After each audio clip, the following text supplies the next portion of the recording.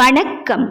நாம் இப்போது அதிகாலையில் விழித்திருக்கின்றோம். மொட்டை மாடி அல்லது ஒரு தனிமையான இடம் அல்லது ஒரு தனி அறை அமர்ந்திருக்கின்றோம். தரையில் அமர முடியாதவர்கள் இருக்கைகளை அமைத்துக் கொள்வோம். கண்ணை மூடிக்கொள்வோம். நம் இதயத்தில் அமைதியை கொண்டு வருவோம். நம் எண்ணங்களை சிறகு விரிக்கச் செய்வோம். பிரபஞ்சம் விரிந்து கொண்டே செல்கின்றது. இதன் எல்கை எங்கே? பிரபஞ்சத்திற்குள் நுழைவோம். மெதுவாக நுழைந்து முன்னேறிக்கொண்டே இருப்போம். பறந்து விரிந்து கொண்டே செல்கின்றது. இவ்வளவு பெரிய அளவிட முடியாத இடத்தை உருவாக்கியது யார்? ஆங்காங்கே பெரிய வெளிச்ச புள்ளிகள்.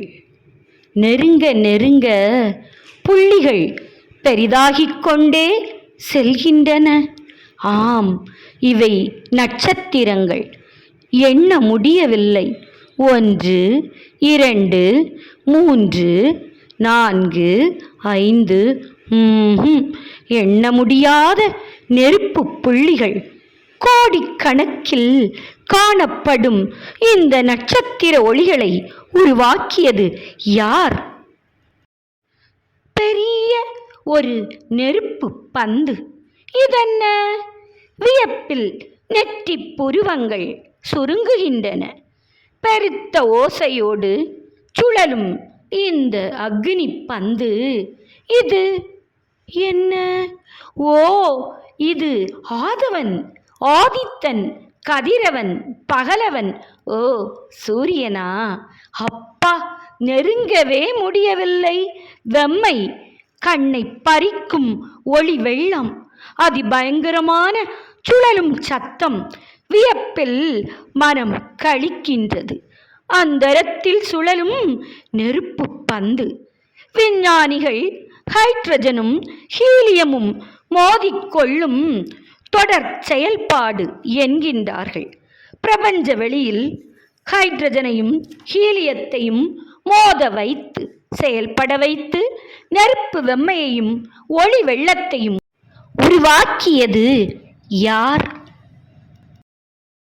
திரும்பி பார்ப்போமே. பந்துகள் போல் சில சுழலும் பெரிய பெரிய உருண்டை வடிவங்கள் நினைவுக்குள் பொறி தட்டியது. ஓ, கோள்களா? அப்படியென்றால் முதலில் தெரிவது புதனா? புதன் கிரகம் புதன்கிழமைக்கு சொந்தக்காரன். புதன் கிரகம் பச்சையின் அம்சம் என்பார்கள் ஜோதிடர்கள். ஐம்பூதங்களில் நிலத்திற்கு சொந்தக்காரன். இப்படி புதனை பற்றி நினைக்கச் செய்தது யார்? வியப்பில் மனவிழிகள் விழித்து பார்க்கின்றன. அடுத்து என்ன? கண்ணை பறிக்கின்றதே வெண்மை ஒளி. ஓ, வெள்ளி கிரகம், சுக்கிரனின் அம்சம் எனப்படும் கிரகம்.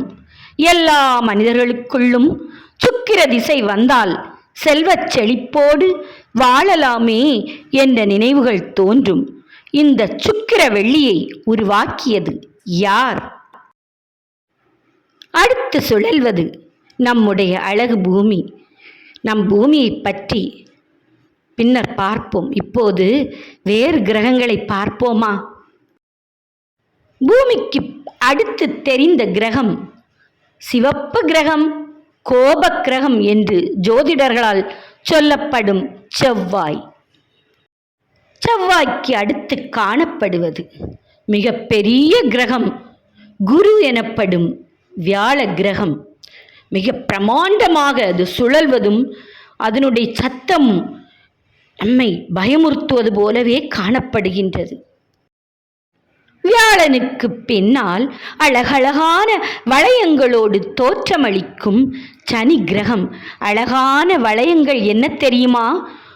பொல்லாத புயல்கள், சனியிலும் புயல், சனியை சந்திப்பவன் வாழ்விலும் புயல் என்பது உண்மைதான் போலிருக்கின்றது. இன்னும் எத்தனையோ கோள்கள், யுரேனஸ், நெப்டியூன், புளூட்டோ மட்டுமா? எண்ணிலடங்காத சூரியன்கள், அந்த சூரியன்களை சார்ந்த கோள்கள், சூரிய குடும்பங்கள். எந்த விஞ்ஞானியும் எந்த காலத்திலும் கண்டுபிடிக்கவே முடியாத இந்த அதிசயங்களை எல்லாம் படைத்ததும் உருவாக்கியதும் யாராக இருக்கும்? இடையிடையே விண்கற்கள், பாய்ந்து செல்லும் நட்சத்திரங்கள் பிரமிப்பாக இருக்கின்றது.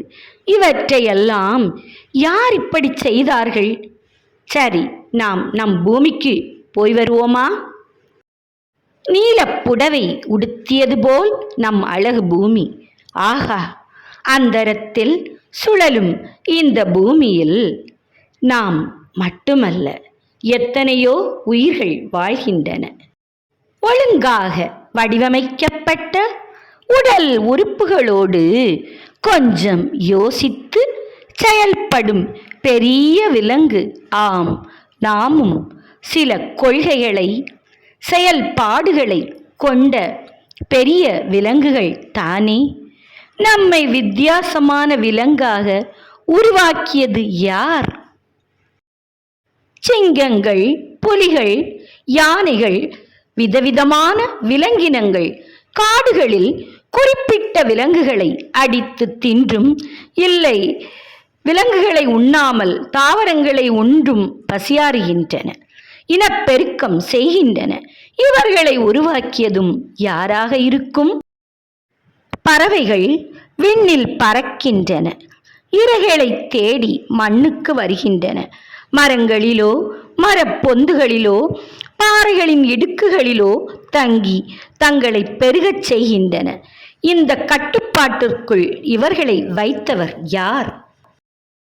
கடல் நீரிலும் நன்னீரிலும் சில உயிரினங்கள் வாழ்கின்றன. எப்படி மனிதர்கள், பறவைகள், விலங்குகள் நீரில் வாழ முடியாதோ அதைப்போல் நிலங்களில் வாழ முடியாத உயிர்கள் நீருக்குள் வாழ்கின்றன.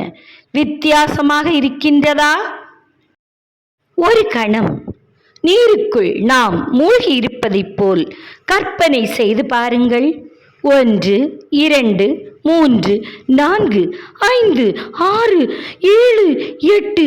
அப்பப்பா, மூச்சு திணறுகின்றதா? ஆனால் மீனுக்கும் ஆமைக்கும் மூச்சு திணறவில்லையே.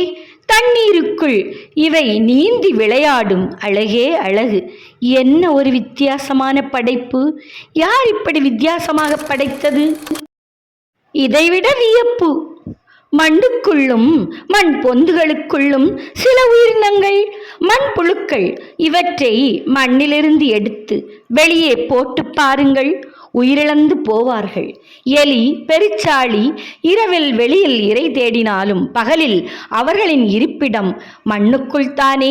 சற்றே வித்தியாசமான படைப்பாக இருக்கின்றதல்லவா? இப்படி வித்தியாசமாக படைத்ததுக்கும் ஒருவர் காரணமாக இருக்க வேண்டுமல்லவா?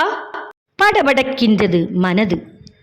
சற்றே இதமாக யாரோ நம்மை வருடுவது போல் தோன்றுகின்றது. யார்? நாங்களும் உயிருள்ளவர்கள்தான் என்று என்னை ஏறிட்டு பார்க்க செய்கின்றது. செடிகளும் கொடிகளும் மரங்களும். ஆம், இவர்களும் உயிருள்ளவர்கள் தானே. இவர்களையும் படைத்திருக்கின்றார்களே.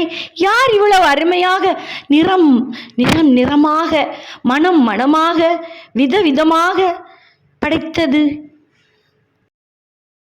இப்படி ஒரே மாதிரியாக உயிரினங்களை உருவாக்காமல் விதவிதமாக உருவாக்கியது யார்? ஒரு சூப்பர் பவர் இருக்கின்ற மாதிரி தோன்றுகின்றதா? ஆம் என்கின்றீர்களா? இல்லை, பரிணாம வளர்ச்சி என்கின்றீர்களா? பரிணாம வளர்ச்சி என்றாலும் இப்படி விதவிதமாகவா?